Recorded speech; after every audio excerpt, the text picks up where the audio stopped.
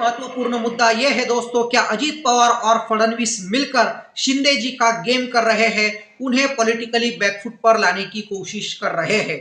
अब जो अजीत पवार जी की एनसीपी है, उन्होंने भी शुरुआत में यह कहा था कि अजीत पवार जी को महाराष्ट्र का मुख्यमंत्री बनाना चाहिए। ऐसा भी कहा जाता है कि 2 साल के लिए एकनाथ शिंदे, 2 साल के लिए भारतीय जनता पार्टी और 1 साल के लिए अजीत पवार जी के पार्टी का चीफ मिनिस्टर रहेगा।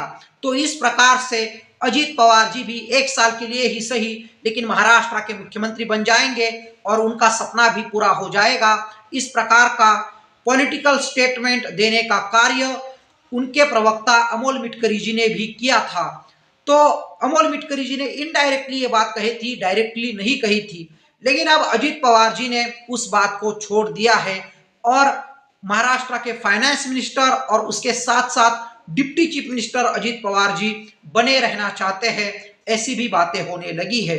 और यदि हम भारतीय जनता पार्टी के साथ अच्छे तरीके से मिलावट कर ले तो हमें अच्छी अच्छी मिनिस्ट्री भी मिल सकती है, ऐसा हमें राष्ट्रवादी कांग्रेस पार्टी जिसके नेता अजीत पवार है उनकी तरफ से यही रवैया हमें दिखने को मिल रहा है। तो एकनाथ शिंदे वर्सेस अजीत पवार गुट भी इंटरनली एक कंट्रोवर्सी क्रिएट हो सकती है उन दोनों के बीच। अच्छे मिनिस्ट्री लेने के लिए जो होम मिनिस्ट्री है, फाइनेंस मिनिस्ट्री है, जो अन्य महत्वपूर्ण डिपार्टमेंट है, वो अपनी तरफ खींचने की कोशिश एकनाथ शिंदे और अजीत पवार भी करेंगे दोस्तों।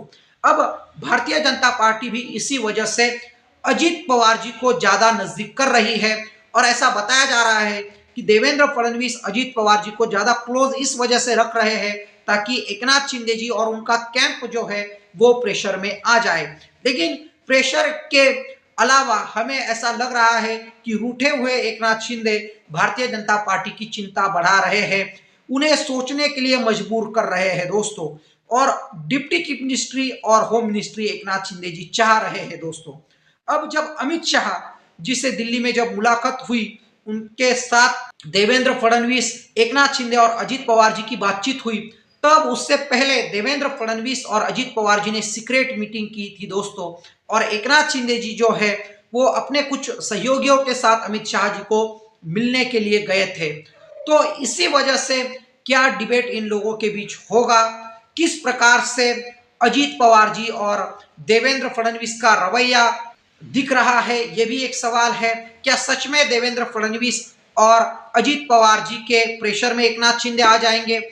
लेकिन एकनाथ शिंदे उद्धव ठाकरे नजर नहीं आते हैं दोस्तों कि वो प्रेशर में आ जाएंगे।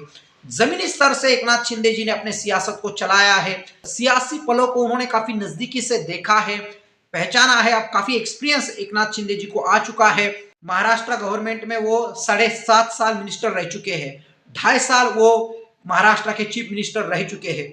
और इसी वजह से एकनाथ शिंदे जी को हल्के में लेने की कोशिश अजीत पवार और फडणवीस भी नहीं करेंगे। आखिर में जाते जाते आपको क्या लगता है दोस्तों, इतना साफ तौर पे बहुमत भारतीय जनता पार्टी और उनके सहयोगियों को मिला है, तब भी वो क्यों सरकार नहीं बना पा रहे हैं? क्या सच में ईवीएम की हैकिंग महाराष्ट्र के भीतर हुई है? क्या सच में अमित शाह देवेंद्र फडणवीस जी को चीफ मिनिस्टर नहीं बनने देंगे? कई सारे सवाल महाराष्ट्र के सियासत में उठ रहे हैं दोस्तों। लेकिन इन सभी सवालों के जवाब कुछ ना कुछ देर बाद हमें मिल जाएंगे। महाराष्ट्र का मुख्यमंत्री भी बन जाएगा। लेकिन सबसे बड़ी बात है, क्या ईवीएम हैक हुआ है? और यदि ईवीएम हैक हुआ होगा तो ये भारतीय लोकतंत्र के लिए सबसे बड़ी चिंता की बात है दोस्तों। तो महाराष्ट्र के वर्तमान सियासत के बारे में आपको क्या लगता है, कमेंट बॉक्स में हमें जरूर बताइएगा और देखते रहिएगा न्यूज़लेटर आपके इस पसंदीदा चैनल को। धन्यवाद दोस्तों।